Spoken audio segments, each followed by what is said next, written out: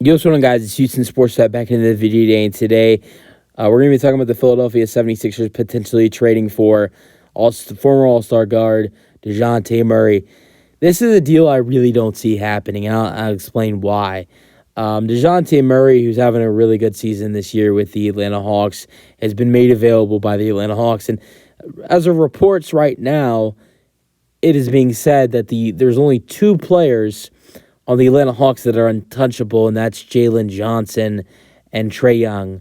Besides those two guys on this roster, everybody else on this team is available. Dejounte Murray, Sadiq Bey, Bogdanovich, Clint Capella, the guys like that on this roster are available, and there are three teams that have sticked out as interested in Murray, the one-time All-Star when he was with the San Antonio Spurs.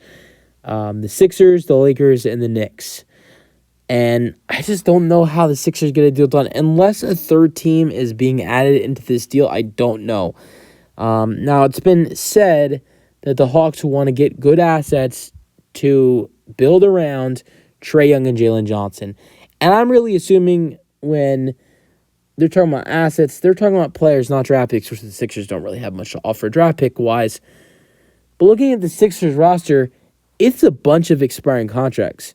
Maybe you float around Tobias Harris, which the Hawks are going to also have to add some salary with Dejounte Murray because Harris at $39.8 million and Dejounte Murray at only $18.5 million.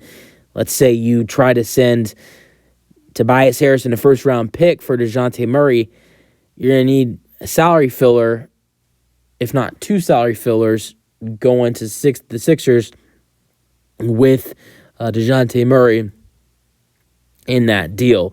Because that trade does not work.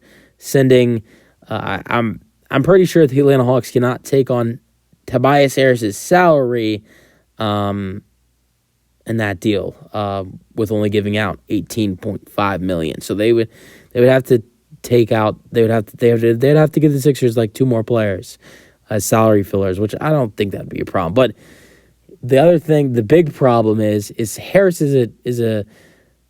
Harris is a expiring contract, and there's so many tradable options for the 76ers team, but they're all expiring contracts. I don't know if I see this player as available, but DeAnthony Melton, expiring contract. Marcus Morris Sr., expiring contract. Tobias Harris, just talked about him, expiring contract. This one doesn't matter much, but KJ Martin, expiring contract. So many expiring contracts for this Philadelphia 76ers team. And you can't really... There's no one on this roster for the Sixers for the Atlanta Hawks that you can see as a future asset to go along to Jalen Johnson